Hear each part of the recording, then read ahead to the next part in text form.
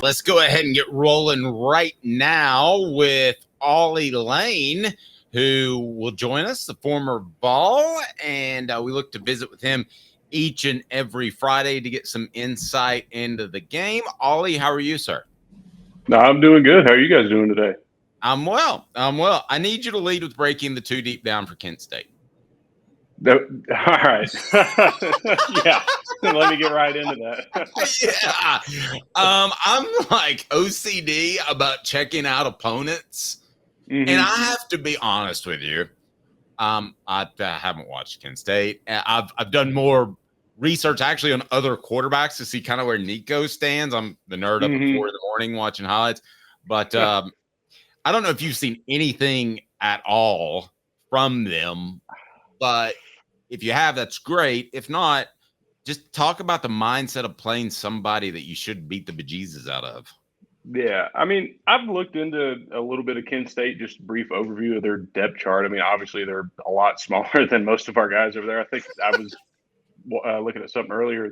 Two of their starting offensive linemen are only like 265 pounds, which is, I mean, that's just ridiculous to go out there and try to play a college football game, especially at the FBS level with people that small. I understand that strength and stuff kind of factors in a little bit, but I mean, it's hard to be that small and think you're going to have success against someone like Elijah Simmons that's almost 330 pounds. But I think getting ready for a game like this, it can be difficult. I always had difficulties when I was a player getting ready for a game like this, especially with it being a night game. I always, for these kind of games, I was like, I want to get it in at noon, get done, get home, watch some actual good football that's going to be on that day. But I'd say the biggest thing for these games is just like, especially with these night games, is how much energy that the crowd brings and the fans kind of put into you. Because there's only so much you can do to get ready for a game like this. You know, it's going to be a lesser opponent. You're already probably got the mindset if you're a starter, you're not playing this whole game. You're getting your work in, getting out somewhere around halftime. So I mean, it's just how that interaction in the ball walk, going through that, getting some of that energy just ejected into your veins from the fans kind of helps promote you to get ready for a game like that. And I mean, obviously, you got distractions of what's coming down the road next week going to Oklahoma. You got to try not to think about that and just focus on like what your keys are for the game at hand. Because I mean, obviously, everybody always says that your next opportunity is your biggest opportunity because it's the next one on the schedule. And I mean, that holds true. But to a certain extent, you're not going to be blind against what opponent you're going to be playing against. That's a great point. Great insight. Portions of the program brought to you by the UPS Store Hardin Valley, here to help small businesses by offering a wide range of products and services locally owned and operated, conveniently located at 10629 Hardin Valley Road, 10629 Hardin Valley Road. All right, Caleb, you had a question for Ollie we want to dive into, so go right ahead, sir. Yeah, so Ollie, I wanted to dive in a little bit to the offensive line specifically. Yeah, I know you know a lot of these guys personally. You played with almost all of them. I still see some lapses on the edges every now and then. Not from lack of talent, but I see that I see raw talent where there's still a few mishaps, particularly on the left side with Lance Hurd, who's new. Is that something Tennessee should worry about, or do you think that's just going to happen with the number of plays that they run sometimes?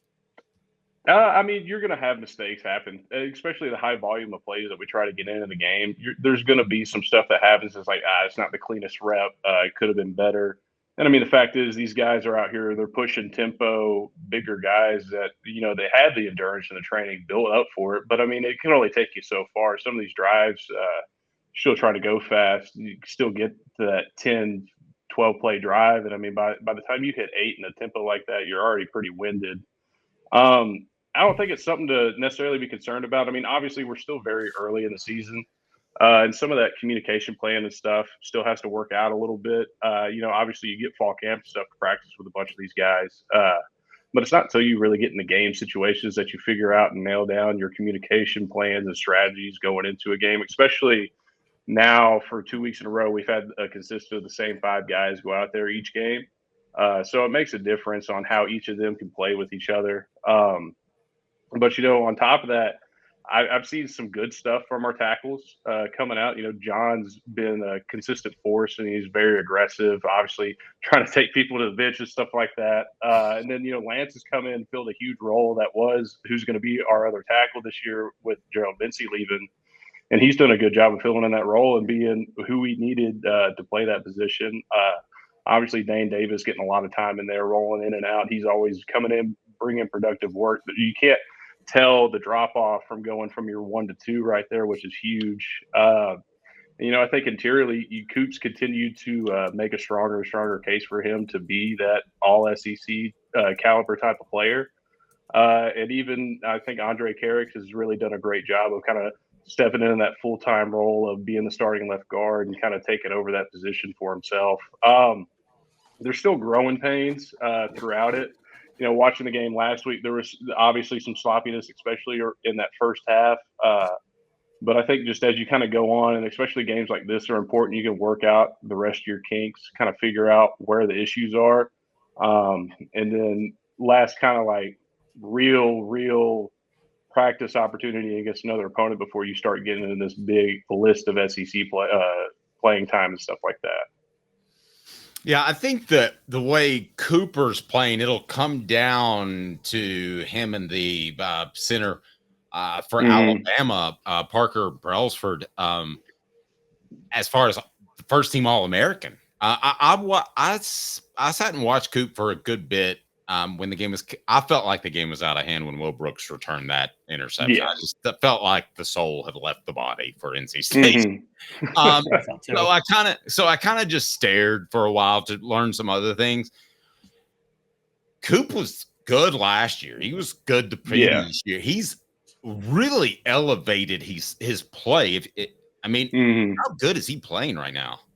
Yeah, I mean, not only is he playing at a high level, but he's keeping it consistent every single play. I mean, there's not like I'm going to give all my effort on this play and then this next play I'm going to take it off. Like, no, he's going in every single play. And I mean, with that center position, especially with what he was able to do last week against NC State, obviously they're going to run formations that's going to isolate him with a nose for a majority of the night. And he handled that well. He's done that well throughout his career. And I think last week was just another testament of how far he's come in being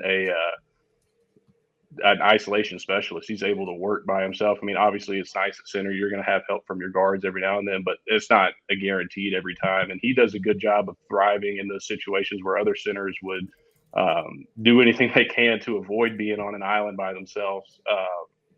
And he's grown into his spot as a leader over the last 3 years. He's been a strong leader for the offensive line, and he's where the operations start, and he does a great job of handling all the input that he's getting, make sure that everybody else is on the right track. And it seems to me that him and Nico have a good relationship of when the snap counts come in, gives him time to adjust calls, and they seem to work well with one another.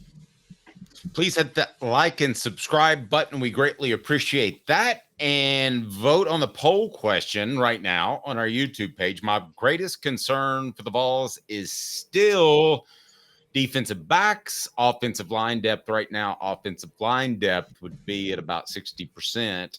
So we're going to dive into that. Caleb? Yeah, so Ollie, who are some players on the offensive line that we don't know about yet because they may be backups and we're concerned about the depth that you would tell us, hey, if this guy goes down, this guy, don't worry, he is got a lot of potential. He's really developing. We just haven't seen it yet. Who would be somebody that you would say fits that mold for Tennessee? I mean, obviously you got your older guys like Jackson Lampley. If anybody in that interior goes down, he's going to be a good replacement piece to come in there and fill that role in. I think if you look based more on like the younger guys that a lot of people don't know about, Sham Umarov has done a really good job of developing and hammering down some of his talents and skills that he brings. He's a big body, younger guy that's got a lot of still room to develop, but I think he's going to be able to be a firm replacement role if that situation ever comes up. And Satterfield, who they've got running as a backup center now, I think is showing some promising work and practices and stuff like that. The fall camp development that a lot of these younger guys went through was huge. They did a good job this year of holding back some of those older veteran guys from potential injury and stuff like that. So it gave a lot of reps to a bunch of our younger offensive line talent, and that's what they need. The more consistent reps they can get in practice situations, stuff like that, going against our 1s and 2s on defense is going to give them the best lookout of what it's going to be like when you get into a big SEC game. And I think a lot of them have taken that in stride. I mean, obviously, I think Coach Eberle had told them there's going to be some dark days in camp, but there's a light at the end of the tunnel, and you just got to keep pushing through it. And that holds true. These guys, it's not easy work to become a strong, formidable offensive lineman in the SEC. So, I mean, they've gone in and they put in the work. And I think some of those guys are going to be names that you'll get used to throughout the years as some of these guys from this year's team start to move on to bigger and better things. So, I mean, those are two names that I'm kind of looking forward to moving up a little bit, seeing what else they can do. I'm sure we'll see a lot of different names out there this Saturday with it being a lighter opponent, hopefully get more guys some actual live game reps. But definitely those are two names that I would consider to look out for. So how much – so taking this step further, how much do you think going up against this defensive line, which has been incredible, how much do you think that helped the offensive line develop in the offseason? Because this defensive line is better than I think any of us thought they would be, and we thought they were pretty good. Yeah, I mean, I always thought when I was a player, I get to go against one of the best defensive lines in the country every day. It's going to make me better. And then, I mean, when you're seeing the success that they have on Saturdays and you go back and like, yeah, I go against these guys every single day. And if you're winning at a consistent rate as an offensive lineman here in practice, you're like, well, man, I don't know anybody that I'd go out against that's going to give me fits like Omari does or Omar or something like that. And so, I mean, it creates better and stronger confidence going into games. You know, you go up against a big D lineman and you're like, well, I've been playing this guy since I've been at the University of Tennessee every single day. I'm just going to take what I do to beat him, and it's going to work for this guy because I know that this guy that we have on our team that I go against every day is better than the opponent that I'm going against. It brings that confirmed confidence, I guess, that you know that what you do does work and you're going to be able to use that against everybody else. Ollie, I'm going to just throw something out here. I'm going to take a chance. I'm going to take a risk. We'll see if this is good, because you could tell me, no, Dave, I don't have one. You're an idiot. It wouldn't be the first time. But Ollie's never called me an idiot, but other people have. By the way, Aaron Murray, we had him from ESPN on yesterday, Ollie, and he called me an old fart. And so we did a poll question. Do you think under 50, 50, or over 50? What would be your guess? You say under 50? 50. I just turned 50 in March. I mean, I'm close. Okay. Yeah. Back to my random question. And by the way, Cooper wants to say hello. Cooper Mays here. Hit like and subscribe. All right. Hit like and subscribe. And I'm going to ask you about give me a story. You got a story about Nico in the offseason where you said to yourself, damn, this guy's going to be special. Yeah, no, I think it was like his first month being on campus. We're out there doing just our preseason, doing some different drills and stuff like that. And I was watching the quarterbacks throw. He was over there throwing with Joe, and I was like, man, this guy's throwing bombs out here. I was like, geez, this is going to be good. And I mean, obviously didn't see him in a live rep, but I was like, this guy is garnering the respect that he's got because he does got that raw talent in him. And then, you know, just throughout the offseason, especially and throughout the whole season last year, you got to see him just really kind of develop into a way that became more confident in the offense. You know, when he first started rolling out in practice, he was forgetting play calls, couldn't get stuff out, would stumble and stutter over his words. You know, as an offensive lineman, especially the center, I'm like, hey, let's get it out. We got to go. But he's done a good job of kind of growing up a little bit. And then, I mean, when he took over in that Iowa game, no issues whatsoever, was very confident and strong in his stature to be able to lead that offense at that point in time, especially not really being the leader of that offense the whole season, to just come in the last game and do what he did. I'm very excited to see what he's going to continue to accomplish in his career. Yeah, he's a great guy, super humble guy, and someone that, you know, he's got all of this, the 5-star, this and that, but he deserves it. This is a guy that you want to see do good things. Okay, well, let me ask you this then, because Caleb and I have asserted, but we're not in the locker room, that at some point with Joe Milton's struggles, that Nico should have perhaps been subbed in for him. But based off what you're telling me, he might not have been ready. Was there any point in the season in which you thought there could be a change made? Looking back at last season, I'm sure a lot of people now seeing Nico, they're like, oh, maybe he would have brought some differences to the team. But, at the end of the day, Joe was our guy going into it from the offseason. Joe was our guy going into it in the season, and we stood with him and by him the whole season. Now, so I've heard some people say, oh, it would have caused locker room disruptions if Joe would have been benched and they would have started Nico. I don't think it would have gone to that extent. Because, obviously everybody else in the offensive line or in the offensive room in general, we go out and do our plan. We try not to concern ourselves with issues that are up to the coach's discretion. But I wouldn't say it as much as if Nico wouldn't have been ready to play. But I think it was more beneficial for him and for the future of the program to hold him out for the year, to just get him a year of development in, because most of these programs out here, they'll bring their 5-star guys in and start them right away, and it's great, but you're not going to see as much productivity as you would after having a year under his belt of just being able to develop. That's great stuff. Ollie, buddy, I appreciate you. A weekly thing that we want to do each and every Friday. We certainly appreciate your time, and I'll see you at lunch next week. All right, sounds good. I appreciate y'all. See you, buddy.